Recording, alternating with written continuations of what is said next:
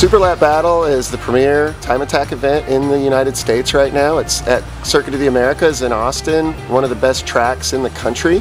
And we really want to go out there where they're building the brand new Tesla plant and prove that Teslas can be fast and try and get the Tesla record at COTA. So Cole and I got the car ready. It's all teched, stickered, prepped. We think we're just about there. I think I'm gonna grab my torque wrench, click the lugs, and then get it to grid, and hopefully we have a good first session.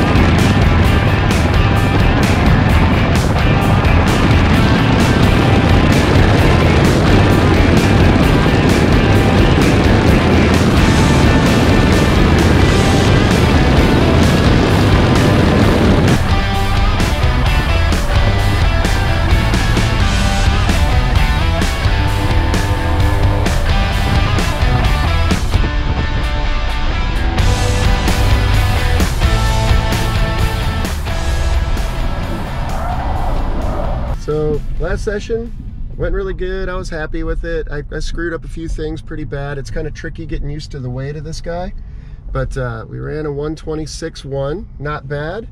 But it looks like we're going to be really friendly with the people at the gas station by the supercharger, because pretty much we get one session and then we come back, supercharge, rinse, repeat.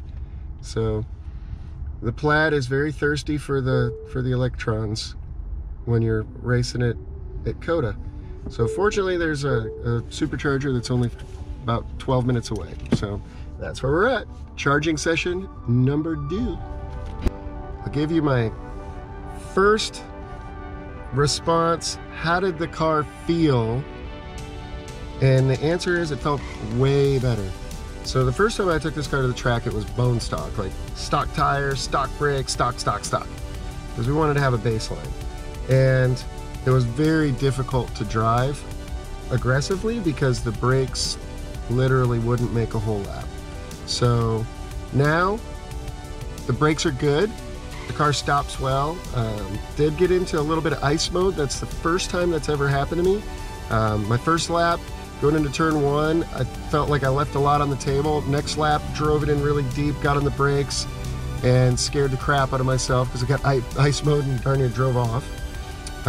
So I got to be very careful of that. It looks like if you get a little bit too aggressive, you can get into some ice mode. The weirdest thing to me was it doesn't want to turn when you're trail braking. Like the steering wheel literally feels like heavy, like it doesn't want to turn. I've never felt that in another car ever. This is my first experience with it, and to be honest, I really don't know why it does it, but I really want to dig into that and see what's going on there. The track mode, lifesaver. Driving this car without track mode on a track was maddening. It wouldn't let you get on the throttle till the steering wheel was straight, so it was just frustrating. And with the stock tires, it would push really hard on entry and then go into an oversteer, and then it kind of would do like a seesaw thing. Now with the track mode and the 295 tires squared, none of that. It will slide, but it's very neutral, very drivable. I'm constantly tending to overdrive the car, which I think is holding it back from going faster. I think there's definitely more in it, and to be perfectly honest, for as little as done to this car and the lap times that it's doing, I'm really impressed. We're talking a 4,800 pound daily driven street car running low 226, like 226.1 at COTA.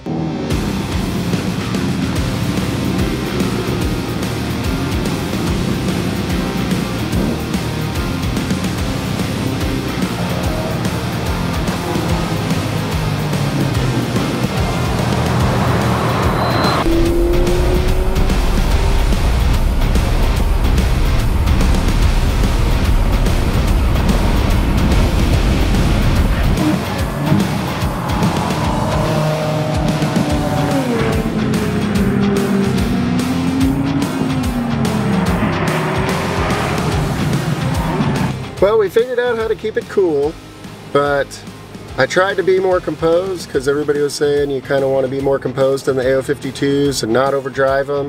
And apparently I underdrove it really bad. So I went from overdriving it to underdriving it, slowed down a bunch. It really didn't feel that slow, but I guess it was.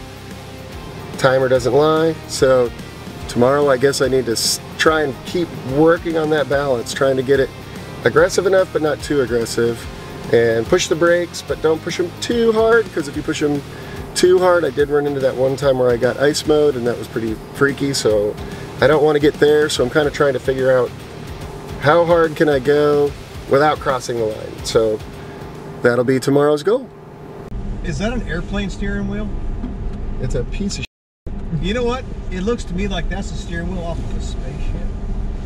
So the good, this car was doing 174 on the back straight for over 2 seconds. Holy shit. Hitting 167 on the front straight. God dang. Yeah. The bad, it weighs more than a fucking battleship. So this morning I was wringing its neck. Yeah. You know, like sliding it, just wringing its neck. And everybody's like, dude, you can't do that. You got to take it easy on those tires. You can't wring the car's neck on AO52s. So I go out last session, I'm like, fine, I'm gonna chill. I'll get where I could just hear it start to, you know, you could just feel it start to slip, and I won't go past that. 3 seconds slower. Oh man. I'm like, God damn it. Yeah. But I think if this heavy porpoise gets a 25 on street tires, that would be pretty good. Dude, with just that'd brakes. be phenomenal. So at 174 for 2 seconds, and then you can jump on the brakes, how does it blow up? With these brakes, pretty damn good. Jesus. That's, you think this? Oh my Jesus Christ! Holy shit! Hey, look, my sunglasses are back there. Mike, look where my sunglasses are. They're back in the back. Wow. Is it a little more than you thought for Yeah. a little electric go-kart? No shit. So I'm actually back at the charging station right now. This is, I think, the 4th time today that this car has been on the supercharger, and Mike needed to help Ferris, so I am currently editing a video that's going up on the Do Sold channel. I think tonight or tomorrow. It's our one take Tech Tip Tuesday about the differences between headers and exhaust manifolds. So as I'm doing this, Mike's out helping Ferris. He wanted me to say some things on camera and about today, and honestly, Mike keeps beating himself up because he only was able to go a 26. I honestly didn't think he even had a 26 in it.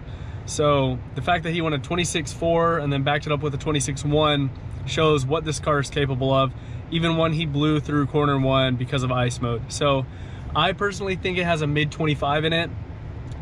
He thinks about the same, but on that last session, he obviously won a 29, trying to be modest and keep the car under control and not slide it around. Also, tire pressures were going up. We ran the tires this morning really low because we didn't have an air compressor, and when we checked it, or when I checked them, they were at like 26. So that could also have something to do with it. he said that the tires really fall off after the first lap, and so he really only gets one flyer. I mean, they are, you know, AO52 street tires. So today is day 2 at Super Lap Battle 2022. Yesterday, I feel like it was a good day, but I think I left some on the table. So this morning, we're going to do the first 2 sessions before we head back to Dallas. So I got 2 more sessions to go for the elusive 25. I think it's out there. So I'm going to go back to going really aggressive with the car and make sure I have it in track mode early so the car is kind of ready and nice and cool, and send it.